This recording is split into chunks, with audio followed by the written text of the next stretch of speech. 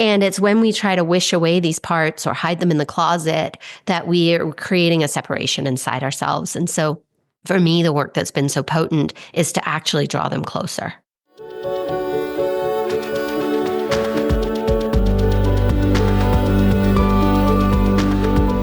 We've all come here with a divine purpose, traveling on a stream of cosmic dust from the stars into our mother's wombs, born into this precious life. It is no accident that you are here, my love, on earth, in this moment, in this body. You are here longing to find your place, to align with your purpose, to embody your passions and to live into the dreams of your heart.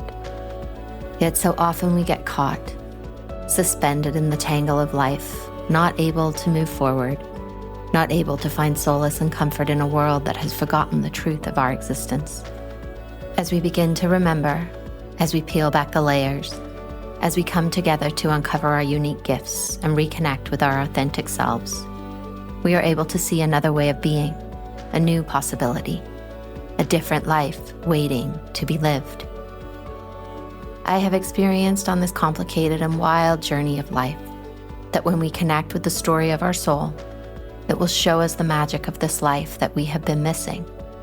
It will open a window into the very heart of who we truly are, of who we came here to be, and gives us answers to our ever-asking why.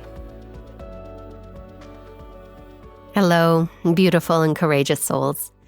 Thanks for tuning in to another episode.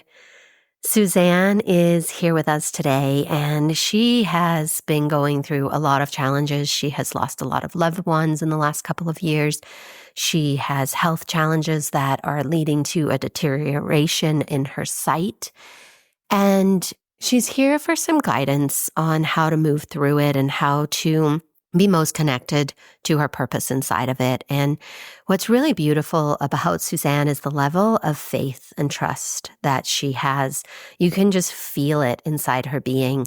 And even though she has one foot still in the human world, right, with real fears, real concerns about how is this going to unfold for her, she has used all of it to deeply dive into her soul purpose and has really connected in with herself as a divine being and used all her challenges to foster the relationship with this incredible divine part of herself. So it's really beautiful to sit in her energy and witness her devotion to her path, even inside of all the challenges and all the circumstances that she's moving through. It really is a beautiful example and inspiration for how we can take whatever is happening to us and harvest the gold from inside the situation. And so our reading today is really about leaning into this trust. And how can you work with your soul, work with your energetic field, work with your circumstances to live into a deeper truth? And during these challenging times, right, where are we grounded in our faith, in our belief? We can look out in the world and it really can seem that there's maybe not a lot to believe in at the moment. And I get that. And yet I think that this is the time that we double down. Right? This is not the time to numb. This is not the time to distract. This is not the time to pretend that it doesn't matter. Your evolution, your soul, your journey are so important. The desires and dreams of your heart are so important. And this journey of loving ourselves, right, is such a powerful stand to take. This is the place we take our power back, right? We are no longer available for the conditioning that is so prevalent in our world, but we are here taking a stand for something bigger, something deeper, something more potent and more powerful. And this is how we make a new path forward, how we forge a new path forward. We also today dive into the teaching, right, that's really, I hear it a lot in the spiritual and personal development world, where it is releasing what is no longer serving me. And I think that teaching, while I understand kind of the deeper nuance underneath it, I think it negates how powerful and how much wisdom the parts of you have that you are trying to release. It skips a step, right? I believe everything is here to serve you, because if it wasn't, it wouldn't be here. It would have left your field already. So if something is still with you, it's because the wisdom needs to be harvested out of it all still. And it is here poking you until you will pay attention and include it. And so we talk about this today too. So yeah, as you are listening to this episode, where are the places, right? Think about the places you're turning away from yourself, and think about the places where you can deepen into faith, where you can use what is happening in the world to deepen and delve further into your spiritual journey and into your purpose and into the absolute deepest loving of yourself. And before we dive into the call, I just want to take a moment to tell you about the journey, because all of these things we talk about on the podcast, this is what we do in the journey. It is the place that I want to be with you on this journey, right? Where we look at the practices, we look at the rituals, the ceremonies, the journeying, the things that we can do that support us during these times, and really come into deep loving with ourselves, where we look at everything that is in the way of your purpose, of your relationship with yourself and your intuition, and we alchemize it so that you can move forward with so much intention, so much resilience, and so much trust and love in yourself. So there's a link in the show notes for the journey. I'd love for you to join us in there. And also, just a quick reminder about Substack. We have so much content over there for you. And the Water Rising video audio episodes that land or air on Fridays, you can find them over there along with exclusive content. I just love channeling transmissions as they come in, right? Teachings that are deeply devoted to our journey as intuitive divine beings. And so multiple times a week, I'm downloading transmissions into Substack for you. So if you want more content, you want more opportunity to be inside these portals of teaching, head on over to Substack. There's a link in the show notes and join us there. So much love to you and big hugs, and enjoy this episode with Suzanne. Hi, Suzanne. Welcome to the podcast. How can I help you today? Hi, Sarah. Thank you for having me. Appreciate the opportunity. I'm struggling with, I know that I'm here for more in life and that I have a purpose, but I'm dealing with a chronic illness and some other challenges. I'm losing my vision. We don't know how bad that's going to get. So it's just kind of overwhelming life right now. I've lost 12 people close to me in 2 years.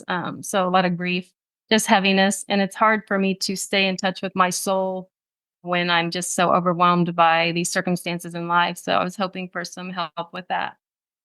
Yeah, thank you for sharing. That's a lot, to be moving through.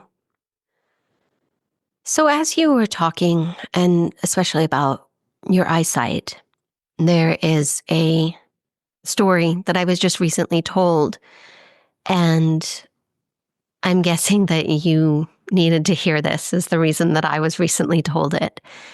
A friend of mine, she was at a conference, and one of the speakers was a 19-year-old boy who, through a degenerative disorder, had gone blind.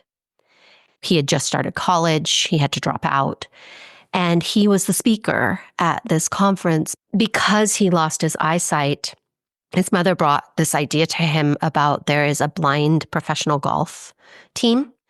And at first it was really hard for him to hear it, but he went on to sign up and then win championships inside of this.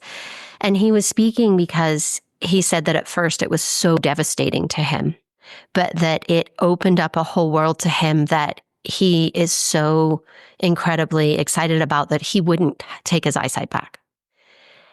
And while you are on your own journey, right, and this is happening to you somehow, somewhere, your soul has played a part in the orchestration of this. What that story speaks to is that it's being in that place of the flow of life and being in the uncertainty. And we have a tendency to make it the worst thing that could be happening to us. And yet we don't know that it could still be the best thing. And I wonder, just as you hear that story, like what your reflection is about that. Well, thank you for sharing that. It's very inspiring. And I've often thought about that, and I thought, I know this is part of my journey for a reason, and I try to, much as I can, surrender to that and just trust that for whatever reason this is happening and it's going to take me to a higher place or maybe to help someone else, myself and someone else probably in the end. But it's just, yeah, it's trusting that and not getting caught up in all the emotions that come with, the sight loss. As you can imagine, it's something heavy to carry. But the other side, and I live in this polarity where I have that trust in God, the universe, and my own soul that, like you said, it's happening for a reason to me. And then the other daily of living logistically with the sight loss. So Yeah. So I see it right as living in two worlds. You have one foot still in the real life human world and what it's going to mean for you in that place. But then there's this other side of you that is so beautifully crafted, right? That you can even hold that we could even have this conversation because most people would just be entirely in the fear and entirely in the human part of this and what the challenges will bring. And yet you have this whole other part of you that I can feel that is open, right, to the adventure, to the journey. I have goosebumps even just connecting in with that part of you that is so beautiful and so resilient and so present for you. yes, I love that part of myself. I'm so grateful that I am in tune with that and that I have that to propel me forward. And it has, I trust it because I've gone through many challenges in my life. And even through those challenges and because of those challenges, it shaped me. And that soul part of me just rises up and just becomes stronger and almost catapults, as I go through each challenge that comes my way. So I've had experience with trusting that and knowing that I'm going to end up okay. I'm going to be okay, whatever happens. So I am grateful for that. And I heard a quote once that said, pain pushes until vision pulls. I thought that was very powerful, just the challenges that have pushed me into who I am. But now it's like my vision, not literally, but, going forward in my life, my purpose. I want that to pull me forward, you know what I mean? I'm excited by that. Mhm. Yeah, and it is, I mean, I experience from my own life, right, that when we have these bigger purposes, they have to become the priority in our life. And it's like we can't let anything stop us from it because it's very easy to get pulled into the stories and the reasons why we can't do this, or it's not the right time, or we're not ready. And for those of us with these really bigger ways of moving with life, we're so devoted, right, that you're not going to let losing your eyesight or losing loved ones deter you from the path that your soul is on. And this is a very beautiful thing to cultivate and to hold close and to have that level of faith that you have, especially as the circumstances of the world that we are engaged with at the moment. To have that faith inside you is a really incredible thing to hold on to. Like I see it being like a tree inside of you, and your roots go down, and then the trunk is your body, and then all the branches go up and out, and there's all this sunshine. And it's cultivating that, right? Whenever you get pulled out into the external world and into the fear and into the thoughts and the what ifs, it's coming back to that. And it's really remembering as well that, yes, we do have, and you do have your personal connection, right? There's your particular brand of wounding that is going to call in a certain set of thoughts. But ultimately, those thoughts are collective thoughts.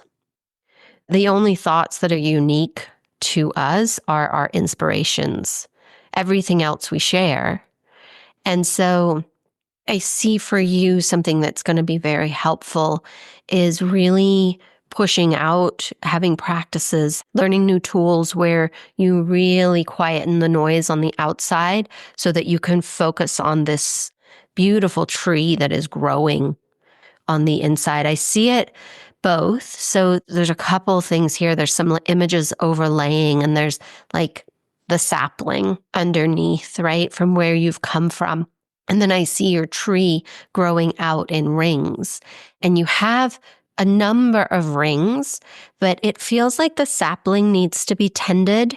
Like some of the things from your childhood are being called forward through this loss, both of people and of sight.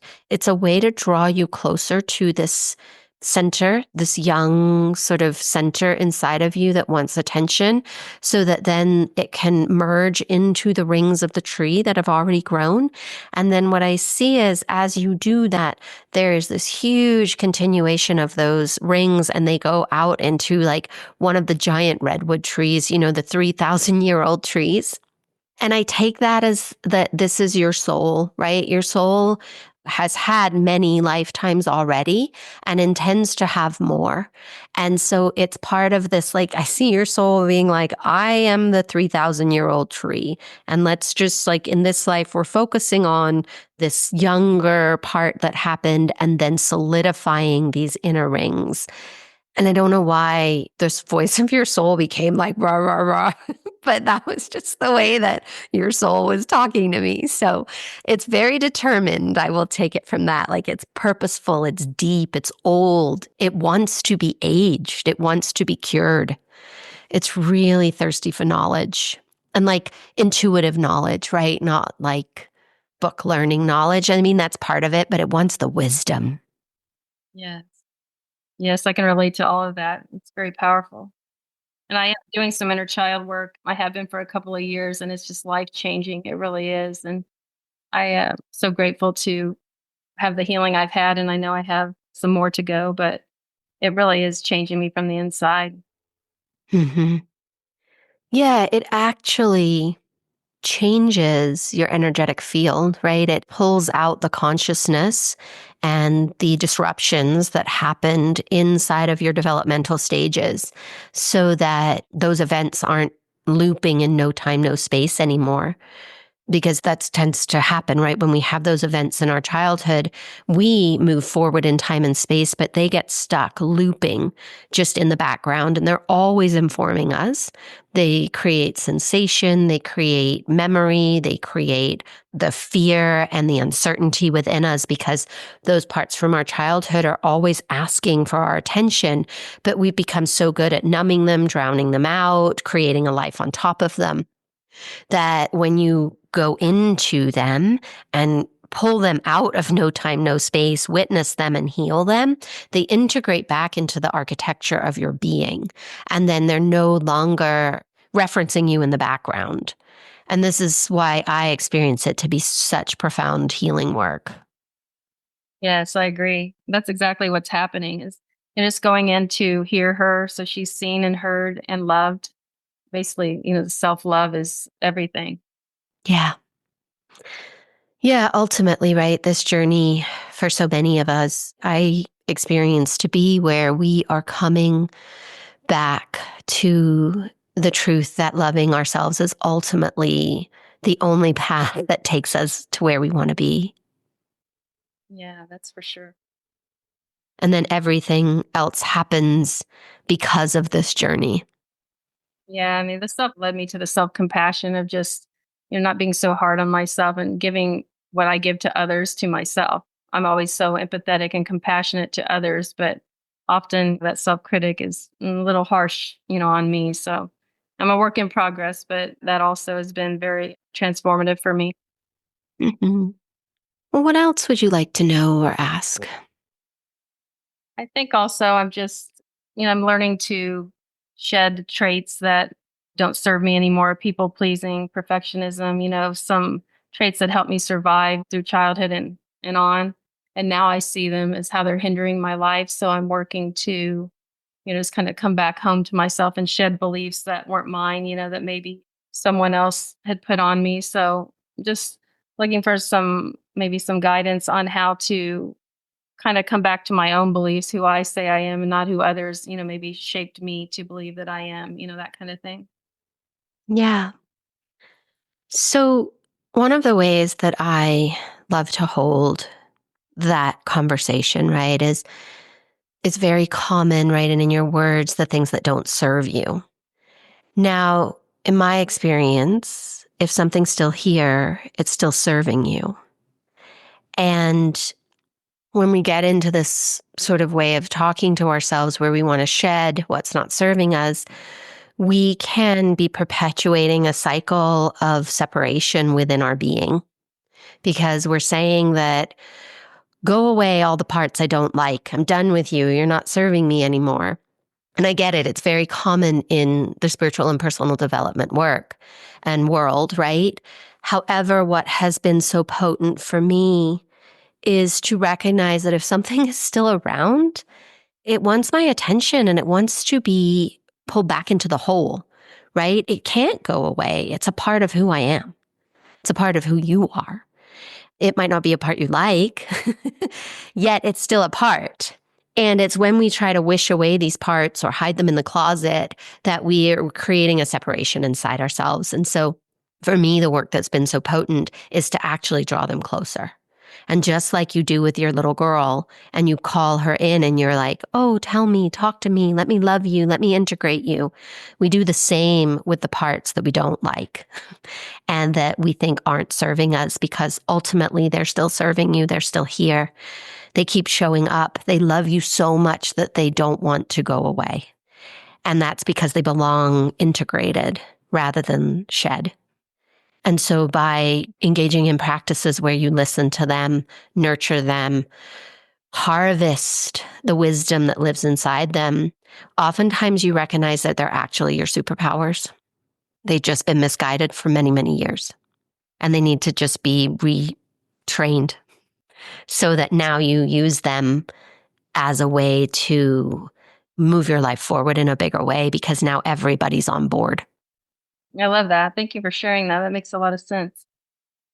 That will probably take me a lot further than than yeah, like you said, trying to shed and get rid of because yeah, it's I know that they're still a part of me because it is still serving me in some way. So it's all about the integration, isn't it, of all these different parts within us, and it's a very interesting journey. Yes, it is. A very rewarding journey too, Yeah, right? it really is. It really is. And I find that I want to share, just my journey so far in 47 years with people, but sometimes it's hard to find those that are open to it. You know what I mean? And it can be lonely at times, but I'm learning to embrace that for the time being and know that, I'll find my tribe, so to speak, as time goes on. Yeah, and there is something there, right? Like I get entirely what you say, right? This journey can be lonely at times because we change so much that we tend to have to find this new tribe, right? That you're speaking of. And yet one of the things inside of all of that that I understand now is some of it is not meant to be shared.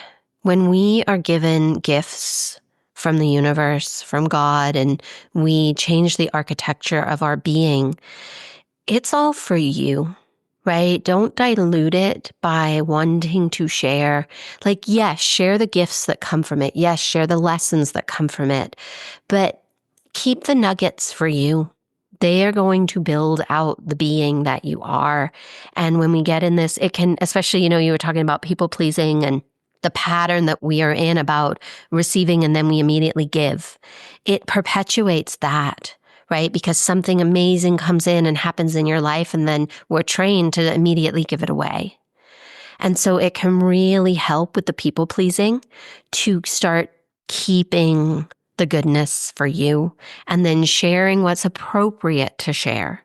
Sharing the part that, like, you'll learn to track what's just for you and what is to share. It's very, very profound. I got goosebumps with that, actually. They're your gifts, right? They're the things that you have worked hard for, that you have sacrificed for, that you have continued to show up in devotion for. You don't get to share those with everybody, right? They're yours. Yeah, that sounds really good. Mhm. Thank you for that. Yeah, you're welcome. Does this feel like an okay place to land today? Yes, it does. Thank you.